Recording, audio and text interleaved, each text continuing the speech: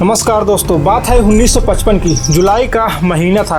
एक चार्टर्ड विमान pan American Douglas DC-4 अपना उड़ान भरता है। इस विमान में दोस्तों आज 57 पैसेंजर, इसके साथ 4 क्रू मेंबर इसमें बैठे हुए हैं। इस फ्लाइट को आम लोग इसे फ्लाइट 914 के रूप में जानते हैं। यह फ्लाइट जा रही होती है यूनाइटेड अमेरिका के न्यूयॉर्क सिटी से एक और दूसरे शहर मियामी में, जो कि फ्लोरिडा रीजन में लोकेटेड है। इन दोनों के करीब 4 से 5 घंटे का रास्ता है। यह फ्लाइट रनवे से टेक ऑफ करती है और कुछ ही मिनटों में अपने क्रूजिंग पॉइंट पर पहुंच जाती है और धीरे धीरे अपने डेस्टिनेशन मियामी एयरपोर्ट की तरफ चल देती है। अभी सब कुछ नॉर्मल चल रहा होता है जैसे इसे चलना चाहिए था, लेकिन अगर आप सोच रहे हैं कि इसके साथ आगे कुछ होने वाला है, जैसे कि flight crash, flight accident, flight hijacking और कोई टेक्निकल प्रॉब्लम, लेकिन इसके साथ कुछ भी ऐसा नहीं होने वाला है। यह दोपहर के करीब 1 बजे अपना उड़ान भरी थी और इसे लगभग 5 बजे मियामी एयरपोर्ट पे पहुंच जाना चाहिए था, पर इस समय जो है शाम के 6 बज रहे होते हैं। वहाँ पर कोई लैंडिंग नहीं होती है इस फ्लाइट की। रडार पे देखा जाता है, वहाँ पर कोई रडार में सूचना नहीं आती है। कुछ और समय बीतता है, रडार पे कोई सूचना नहीं आती, कोई सिग्नल नहीं मिलता और वहाँ पर कोई लैंडिंग भी नहीं होती है। और हर जगह पता कर लिया जाता है और कहीं भी इस फ्लाइट की लैंडिंग नहीं होती। जैसे कि अन्य एयरपोर्ट पर लोग इंतजार कर रहे होते हैं अपने रिश्तेदारों का, अपने फैमिली मेंबर का। आधी रात बीत जाती है, लोग परेशान थे। पर दोस्तों इस फ्लाइट के साथ आज जो होने वाला है ऐसा शायद कभी नहीं हुआ होगा। यह फ्लाइट शायद बहुत ही लेट हो चुकी थी।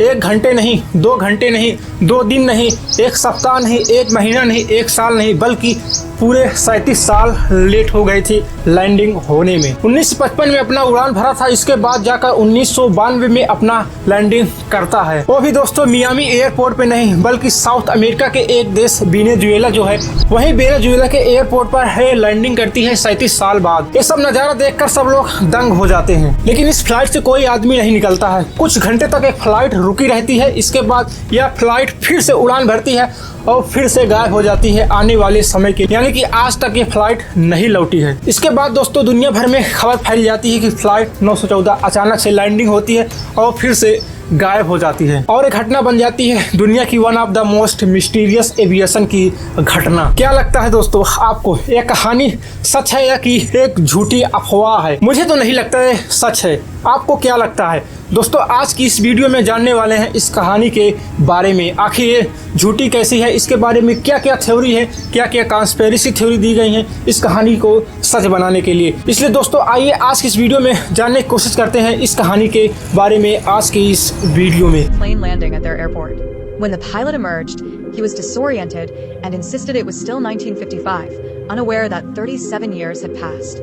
The passengers, confused and frightened, were supposedly... दोस्तों अगर आप हमारे चैनल पे नए हैं तो चैनल को सब्सक्राइब कर लें ताकि आने वाले हमारे सभी वीडियो आपको प्राप्त हो सके और पिछली वीडियो जो यूट्यूब के दी गई हैं वो भी आपको रिकमेंड करने लगे और उसका भी आप जानकारी पा पाएँ। तो चलिए शुरू करते हैं अपने इस टॉपिक को। दोस्तों यह कहानी जब 1955 में अपनी शुरुआत की थी, इसके बारे में उस समय कोई भी न्यूज़ अफवाह कुछ भी ऐसा नहीं फैला था। यानी कि हम आसानी से कह सकते हैं कि जब इसके बारे में इतिहास की खोजबीन करते हैं तो इसके बारे में कोई जानकारी हमें नहीं मिलती है कि विमान या विद्यमान था कि नहीं था। इसके बारे में कोई इतिहास ऐसा कोई लेख आर्टिकल नहीं मिलता है। लेकिन यह कहानी तब चर्चा में आनी शुरू हुई जब एक न्यूज़पेपर ने अपने आर्टिकल में इसे छापा था। उस न्यूज़पेपर का नाम हम आगे बताएंगे। उस न्यूज़पेपर में लिखा था कि फ्लाइट 914 जो 1955 में अपनी उड़ान भरी थी, वो फ्लाइट 37 साल बाद 1992 में अपनी लैंडिंग की है। यह न्यूज़पेपर उस समय काफी फेमस था, इसलिए दोस्तों इस न्यूज़पेपर के बातों पर लोगों ने बहुत ज्यादा विश्वास कर लिया था। दोस्तों अगर आपको इस न्यूज़पेपर के नाम बताए तो इस न्यूज़पेपर का नाम था वर्ल्ड वीकली न्यूज,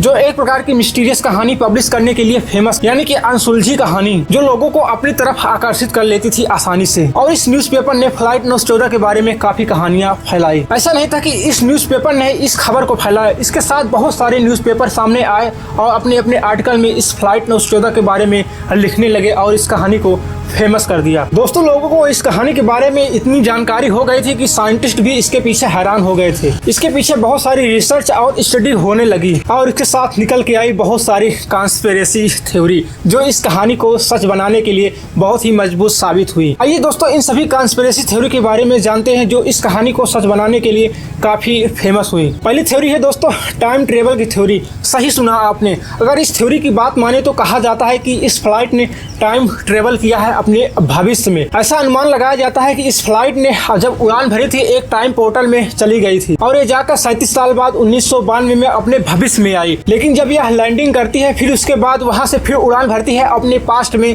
चली जाती है 1955 में। लेकिन ये घटना कैसे हुई इसके बारे में कोई लोग तर्क नहीं देते हैं, सिर्फ एक साइंस फिक्शन ही कहते हैं। और यह थ्योरी जो दी गई थी सिर्फ टाइम ट्रेवल की थ्योरी को सत्य बनाने के लिए दी गई थी, क्योंकि उस समय टाइम ट्रेवल की थ्योरी बहुत ही फेमस हो रही थी दोस्तों। और दूसरी थ्योरी है बरमुडा ट्रायंगल थ्योरी। और आपके दिमाग में अब आ रहा होगा कि ये बरमुडा ट्रायंगल थ्योरी क्या हो सकती है। दोस्तों अगर इस थ्योरी की बात सच माने तो कहा जाता है जब फ्लाइट 914 अपना उड़ान भरा था, उड़ान भरने के बाद यह फ्लाइट कुछ मिनटों बाद अपना रूट से हट जाती है और इसके बाद बरमुडा ट्रायंगल की तरफ आगे बढ़ने लगती है। इसी वजह से दोस्तों कहा जाता है कि रडार पर इसका कोई सिग्नल नहीं आ रहा होता है और यह बरमुडा ट्रायंगल के रहस्यमय शक्तियों के अंदर फंस गई। लेकिन बरमुडा ट्रायंगल ने इसे 37 साल बाद छोड़ा और उसके बाद जाकर यह फ्लाइट जो है काराकस में लैंडिंग होती है। दोस्तों काराकस जो है वेनेजुएला की राजधानी है। लेकिन दोस्तों इस थ्योरी पे सवाल उठाया जाता है कि आखिर वहां पर लैंडिंग होने के बाद यह फ्लाइट फिर से गायब हो गई और कहां चली गई, लेकिन इसका कोई जवाब नहीं मिलता इस थ्योरी से। दोस्तों तीसरी थ्योरी दी गई मल्टी यूनिवर्स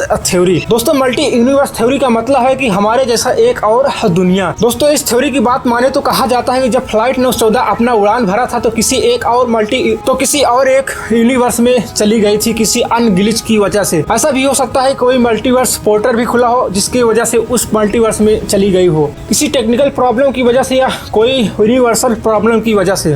लेकिन वहां पर 37 साल रहने के बाद यह फ्लाइट फिर से अपने ही यूनिवर्स में वापस आती है और काराकस में लैंडिंग करती है। लेकिन कुछ ही घंटों तक वहां पर रहने के बाद यह फ्लाइट फिर से किसी न किसी प्रॉब्लम की वजह से टेक ऑफ करती है और फिर से उसी यूनिवर्स में चली जाती है।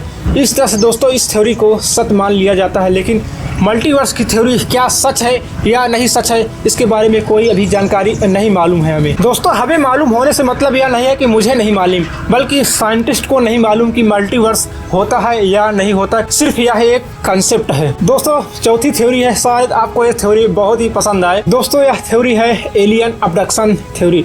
ऐसा कहा जाता है कि दोस्तों एलियन ने इस फ्लाइट को अबडक्ट कर लिया था, अपने कंट्रोल में लिया था, यानी कि इसे अपने कब्जे में ले लिया था। दोस्तों अगर इस थ्योरी की बात माने तो कहा जाता है कि जब फ्लाइट 914 अपनी उड़ान भरी थी तो इसके बाद इसे एलियन ने अबडक्ट कर लिया था, क्योंकि दोस्तों एलियन का शिप खराब हो गया और इस फ्लाइट में बढ़िया साइंटिस्ट बैठे थे और इसके पायलट जो थे वो साइंस की दुनिया में काफी माहिर थे। इसलिए एलियंस ने इस फ्लाइट को अबडक्ट किया था अपने स्पेस शिप को बनाने के लिए। लेकिन दोस्तों 37 साल बाद जब उनका स्पेस शिप ठीक हो जाता है तो उन्हें फिर से दोबारा छोड़ दिया जाता है। लेकिन स्पेस शिप में कुछ गड़बड़ी होने के बाद फिर से इन्हें बुला लिया जाता है और आज तक इन्हें नहीं छोड़ा गया है, क्योंकि उनका स्पेस शिप आज भी नहीं बना हुआ है। दोस्तों एलियंस की थ्योरी जो है लोगों को बहुत पसंद आती है, शायद इसीलिए यह थ्योरी काफी फेमस हो गई और एलियन की थ्योरी को सच मानने लगे। दोस्तों क्या लगता है आपको इन सभी थ्योरियों को सुनकर आपके दिमाग में क्या सवाल आ रहा होगा? यही ना कि ये सब झूठी और अफवाह है। दोस्तों चलिए आपको कुछ और सबूत देते हैं। दोस्तों बाद में जब 1952 के बाद इस पर न्यूज और हिस्ट्री को खंगाला गया तो इसके बारे में कोई सबूत ही मिलता ही नहीं है। उस समय वेनेजुएला में जाया जाता है और काराकस एयरपोर्ट की जांच खंगाल की जाती है, लेकिन काराकस के डिपार्टमेंट यानी ऑफिशियल डॉक्यूमेंट में कोई भी ऐसा सबूत नहीं मिलता कि फ्लाइट 914 के बारे में कोई जानकारी हो, यानी कि कुछ ऐसा फ्लाइट लैंडिंग की हो जो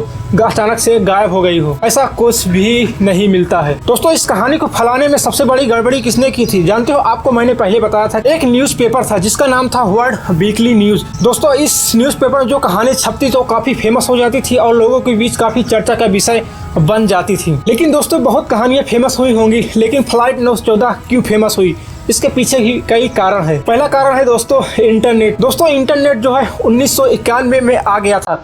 दोस्तों अगर आप कमेंट करेंगे तो इस पर हम एक नया वीडियो बनाएंगे इंटरनेट पे जल्द ही। इंटरनेट का क्या इतिहास था, इंटरनेट किसने बनाया, पहली वेबसाइट किसने बनाया, इन सभी सवालों का जवाब करेंगे उस वीडियो में। लेकिन दोस्तों जब से इंटरनेट इस दुनिया में आया तब से तेजी से खबर फैलने लगी। कोई भी खबर हो सेकंडों में एक जगह से दूसरी जगह पहुंच जाती है। इस तरह से दोस्तों यह कहानी जो है काफी वायरल हो गई लोगों के बीच। दोस्तों दूसरा कारण है कि इस रियल दुनिया में कुछ ऐसी भी घटना घटी जो एक मिस्टीरियस रह गई, जैसे कि दोस्तों फ्लाइट MH370 जो अचानक से गायब हो गई और आज तक नहीं मिली और यह कहानी एक मिस्ट्री रह गई। लेकिन दोस्तों आपको कोई व्यक्ति इस कहानी के बारे में बताए तो आप उसको सच मत मानिएगा, क्योंकि यह कहानी भी दोस्तों पूरी की पूरी झूठी है, एक सनसनीखेज कहानी है जिसे वीकली वर्ल्ड न्यूज ने पब्लिश किया था 1992 में। दोस्तों इस तरह से कहानियां न फैलने दे, ना किसी को जानकारी बताएं, सिर्फ एक मजाक के रूप में या हंसी खुशी कहानी के रूप में इसे फेमस होने दें। तो शायद आप फ्लाइट नोस्ट्राडा के बारे में जान गए होंगे कि यह कहानी